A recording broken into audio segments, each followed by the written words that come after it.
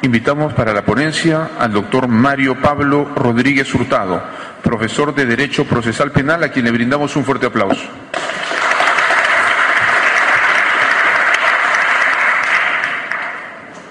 Honorables jueces supremos, frente a la pregunta que se ha lanzado para este pleno, mi respuesta es negativa.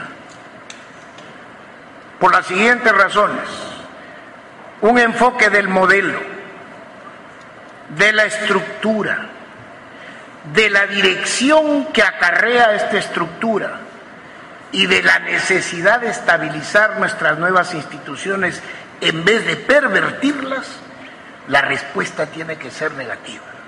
Veamos.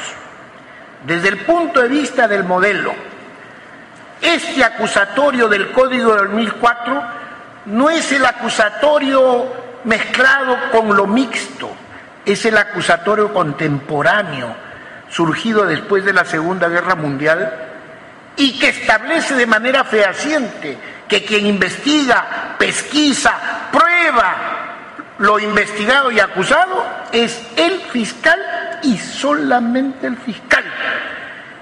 Por eso podemos afirmar que con nuestro nuevo modelo, el constructor del proceso es el fiscal y nadie más. Obviamente, los abogados tenemos pleno derecho a intervenir en esa investigación, pero quien construye el proceso es el fiscal y lo somete al juez para que el juez lo decida, porque ese es el trabajo propio del juez. Construye el proceso el fiscal y decide el juez. Y la defensa tiene una serie de garantías para poder contraponerse a esa pretensión procesal del fiscal.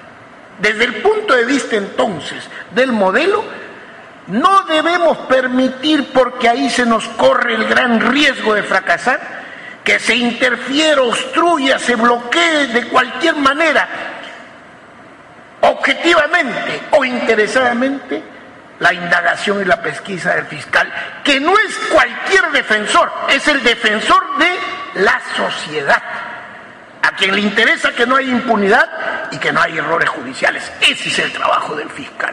Y para eso debe evitarse cualquier forma objetiva o maliciosa de entorpecer ese trabajo. Desde el punto de vista de la estructura, este modelo acusatorio apuesta por una estructura como el proceso común con 3 etapas y claramente dice: investigación preparatoria, dueño, señor, dómine, dirigente y organizador, el Ministerio Público. Etapa intermedia y juzgamiento, dueño, señor y responsable de ambas etapas, el juez.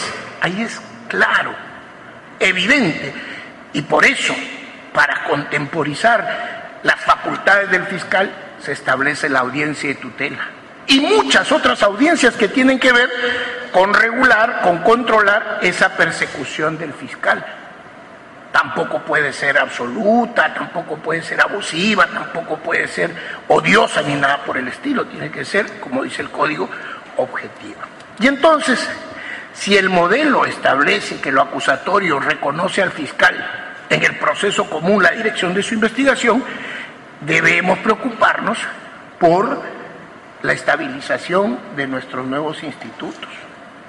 ¿Cuándo ejerce la acción penal, por lo menos en el Perú, el fiscal? En otros países no es así, pero aquí en el Perú le ejerce en 2 momentos. Cuando formaliza su investigación y cuando acusa. ¿Vamos a permitir que la audiencia de tutela se abra para el ejercicio de la acción penal del fiscal en un primer momento? ¿Vamos a permitir que eso se lleve a cuestionamiento como cualquier otra infracción a los derechos fundamentales del imputado? Eso está previsto y garantizado cuando el fiscal acusa. Ahí sí, el juez, a través de la audiencia preliminar y de control, puede hasta decidir el sobreseimiento hasta de oficio, pero porque ya es un segundo momento, porque ya se le dio la oportunidad al fiscal de indagar, pesquisar, reunir sus elementos. Pero acá se dice, ¿y qué tal si el fiscal hace una imputación, no acusación, sino una imputación al bulto, sin precisar absolutamente nada, de una manera caprichosa? Bueno, pues señores, para eso hay una serie de correctivos que no es las audiencias de tutela. ¿Qué tiene que hacer un defensor cuando ve que el señor fiscal hace una imputación a su patrocinado de manera absurda, de manera caprichosa, sin ningún fomento al bulto? Para eso pues tiene todos los recursos que le permite las diligencias preliminares respecto a cuáles son los cargos, y eso evitará que mañana más tarde, cuando el fiscal formalice, llegue pues a cometer el mismo error de una imputación al bulto. Entonces pues no es que haya necesidad para esto, porque si se habla de excepciones, son tan pequeñas, son tan además escasas, que no justifican que tomemos previsiones que puedan desestabilizar nuestras nacientes instituciones como la audiencia de tutela. Concluyo diciendo lo siguiente: pero no, ¿qué tal si hay un fiscal que efectivamente, pues caprichosamente y de manera imperfecta está imputando al bulto, digamos? Bueno, pues, si pese a todo lo que se actúa en las diligencias preliminares se pasa a disposición de formalización, cuando ese señor fiscal pide una medida coercitiva, ¿qué es lo que se va a cuestionar?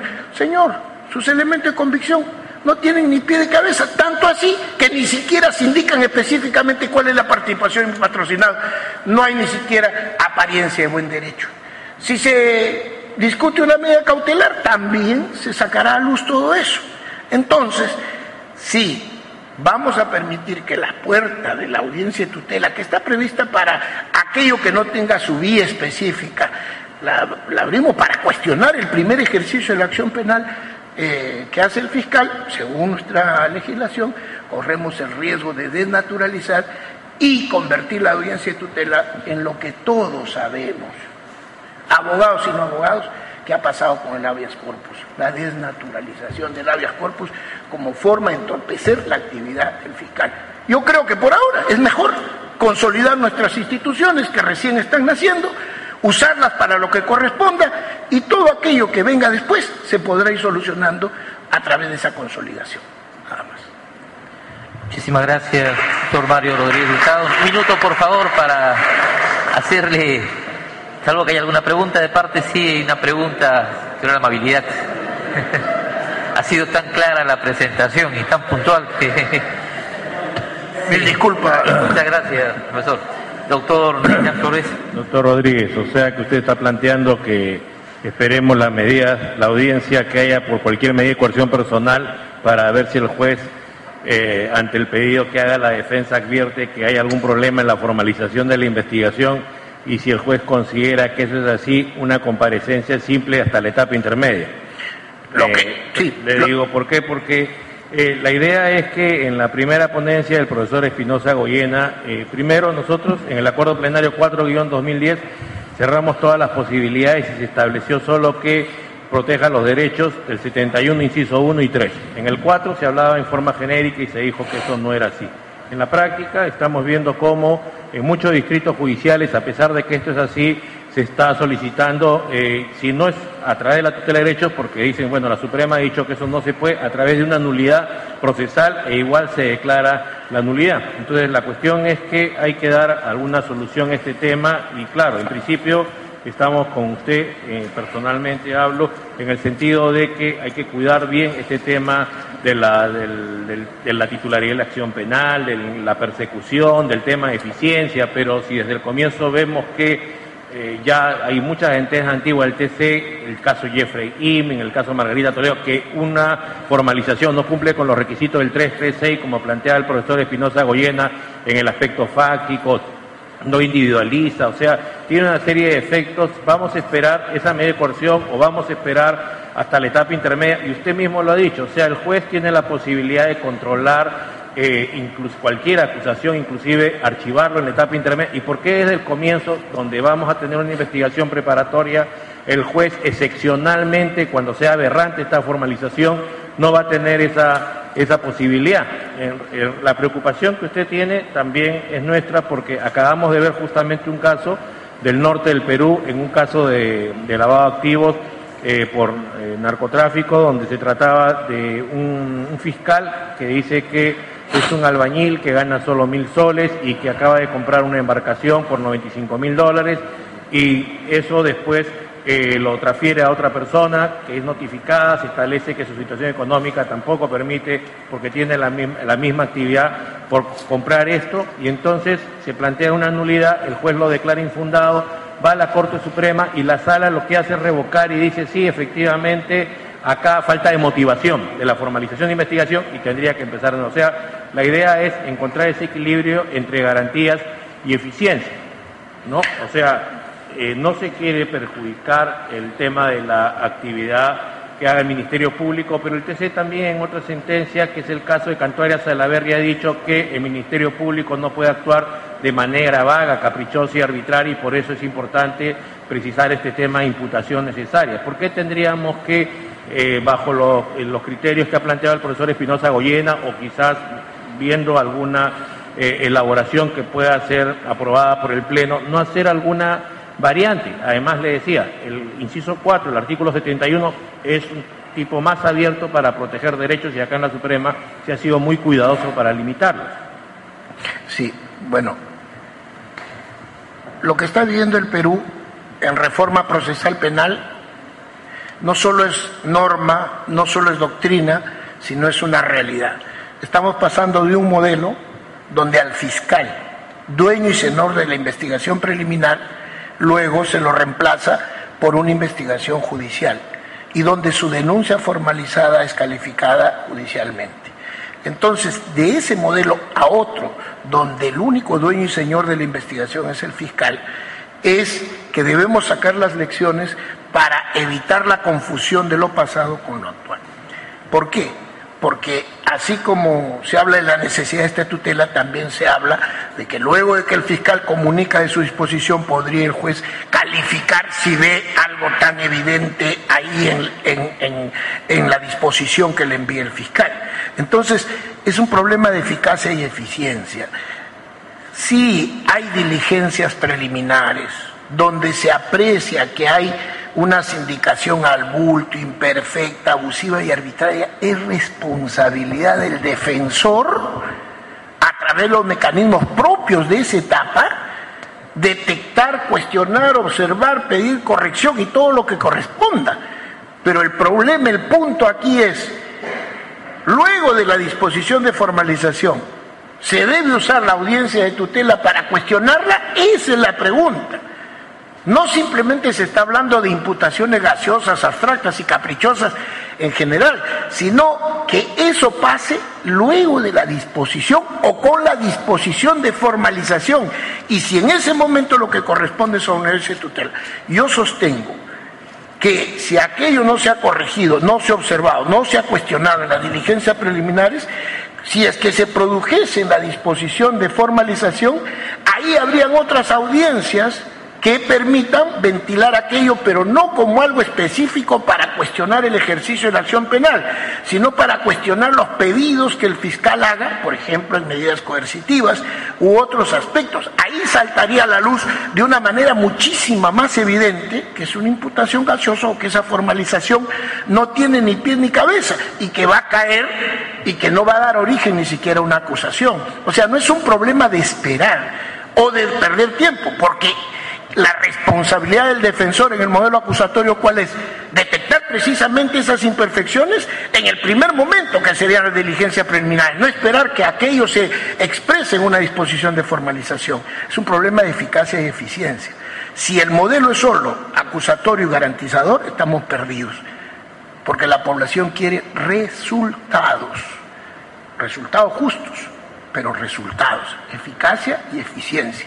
Si no hay eso, y más bien obstruimos la tarea del fiscal, agobiándolos con audiencia de tutela, luego de su exposición, porque creemos que es imperfecta o es al bulto, corremos el riesgo de desnaturalizar nuestro instituto. De desnaturalizar en términos concretos. En términos abstractos podríamos llegar a una conclusión diferente, pero en términos concretos corremos el riesgo de utilizar esta audiencia de tutela ya no de manera residual, sino de manera generalizada. Profesor Salas Salinas. Gracias. Al calor de las dos exposiciones tan interesantes que se han escuchado sobre esta materia, le pregunto al profesor y amigo Mario Rodríguez Hurtado si considera que de aceptarse una tutela de esta naturaleza, una audiencia de tutela, que además tendría que originar una resolución que podría ser cuestionada y podría subir en casación, además. Bueno, al margen de ese tema, ¿cuál sería la relación de esta audiencia de control de la formalización de la investigación preparatoria en relación a la prisión preventiva, en los casos en que proceda solicitarse y concederse? ¿Tendría que hacerse primero la audiencia de tutela para luego justificar la prisión preventiva, o podría hacerse la prisión preventiva antes con cargo a que una audiencia de tutela que luego se podría plantear la modifique? En realidad, estoy razonando en este momento al calor de lo que ustedes han dicho, porque para eso se convoca a la sociedad civil en este excelente sistema de escuchar la opinión de los expertos. Al calor de lo que ustedes están diciendo, estoy organizando mi pensamiento y quiero tener claridad. Usted ha dado el clavo, habría duplicidad. Es más, esto sería más frondoso que en primavera. ¿Por qué? A ver, fíjese usted. Ya no solo voy a la audiencia de determinación de prisión preventiva para cuestionar la falta de elementos de convicción graves y suficientes, sino que si pierdo ahí, digo, señores, ¿sabe qué? La disposición de formalización es pésima, absurda, caprichosa, así que quiero una audiencia de tutela. Cuando todos sabemos que en la audiencia de determinación de la prisión preventiva se tiene que discutir si hay o no graves y suficientes elementos de convicción, y si no me dan la razón y me imponen prisión preventiva, tengo la posibilidad de apelar. Entonces, ¿para qué una audiencia de tutela? ¿Sea posterior a eso o anterior a eso? ¿Para discutir qué? ¿Lo que voy a discutir en esa audiencia sobre medidas cautelares? Esa duplicidad es lo que debemos evitar. Queremos tener a los fiscales todo el día en Palacio de Justicia en vez de dedicarse a sus pesquisas en audiencias, porque eso es lo concreto. Es como en el habeas corpus, si se desnaturaliza, los señores magistrados del Ministerio Público tienen que estar pensando en cómo defenderse de esos procedimientos. No digo que deba desaparecer el habeas corpus, pero no se debe desnaturalizar. Si tenemos audiencias en las que se puede ventilar esa imperfecta imputación, esa falta de elementos de convicción suficientes y graves, si tenemos esas audiencias, ¿para qué una más, que es la audiencia de tutela, que deberíamos reservar para aquellos derechos donde no se encuentre una vía específica? Por eso el anterior acuerdo dijo, no porque desprecia la audiencia de tutela, sino para darle su rol señero, es residual, porque se dedica a aquello que no tenga un camino específico. En medidas cautelares, las audiencias para las medidas cautelares son las que corresponden. Es más, esas imputaciones gaseosas abstractas se pueden atacar por excepción también. Dependerá de cuál sea la dimensión que se ofrezca. Doctor Neira. El tema es que no hay ninguna vía dentro del proceso para corregir omisiones graves dentro de la formalización de investigación preparatoria. Entonces tendríamos que decirle a las personas que están comprendidas en investigaciones, plantee un habeas corpus contra el fiscal, ya que el propio proceso penal común no le da la posibilidad, porque tanto la medida de coerción personal y como las otras tienen otra naturaleza, tienen otro sentido. Ahora, ese tema de que después de una audiencia de prisión preventiva voy a plantear una tutela de derechos, si el tema tiene que ver con que me precisen la imputación, creo que no sería una buena defensa, porque además estamos diciendo que, por lo menos desde el punto de vista particular, es que no se puede naturalizar el código y el juez de oficio con la recepción de la formalización no lo va a hacer, lo va a hacer justamente a petición del abogado, y lo primero que tendría que tener claro es qué cosa es lo que tiene que proteger a su cliente, y ya después de eso seguramente se verá el tema de la medida de coerción personal. O sea, hay un orden en función a cuál sea el motivo por el cual se pida la tutela de derechos. Si es porque hay una imprecisión en la formalización de la investigación, tendrá que ser lo primero que se produzca. Por eso, en la anterior ponencia lo que se ha dicho es que hay que limitar la cuestión fáctica y de hechos, y la cuestión de convicción, y los elementos de convicción se discuten en cada audiencia donde corresponde establecer si hay apariencia de buen derecho. Esas son las audiencias que van a permitir saber que el fiscal está mal encaminado, que no tiene una sindicación específica. Lo que yo sostengo Podría decir en un habeas corpus, estoy desamparado, un momentito, ¿no ha discutido usted en la audiencia de determinación de prisión preventiva con validación de la detención preliminar judicial o de interceptación telefónica, lo que fuera? No he discutido si habían o no elementos de convicción, si usted era la persona sindicada o no, si ese teléfono le correspondió o no, o sea, en términos prácticos, y ahí se verá que efectivamente pues el juez dijo, como esto no tiene ni pie ni cabeza, no procede. Rechaces ese pedido, o verá que efectivamente la llamada imputación necesaria por lo menos está satisfecha en ese primer nivel.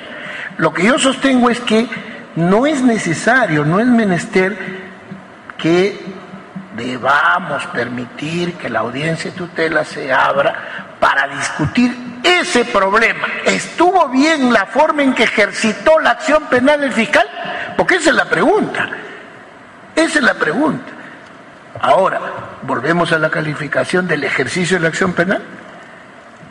Eso solo es posible en la acusación, cuando se la desestima después de audiencia preliminar. No es pérdida de tiempo, es una cuestión muy importante. El fiscal es el dueño y señor hasta antes de la acusación.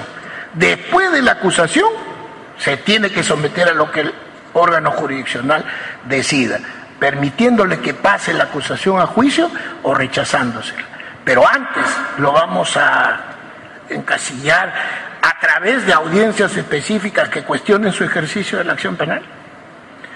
¿O es mejor permitir que ello vaya decantándose a través de las diversas audiencias que el Código contempla, tanto para las diligencias preliminares cuanto para los actos de investigación formales?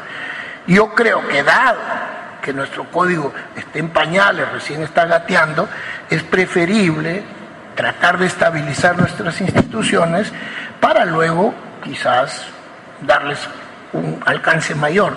Pero por ahora no creo que sea conveniente abrir las puertas a un mecanismo como la audiencia de tutela, que debemos siempre entenderla como mecanismo residual. Muchísimas gracias al profesor Mario Rodríguez Hurtado por sus aclaraciones complementarias.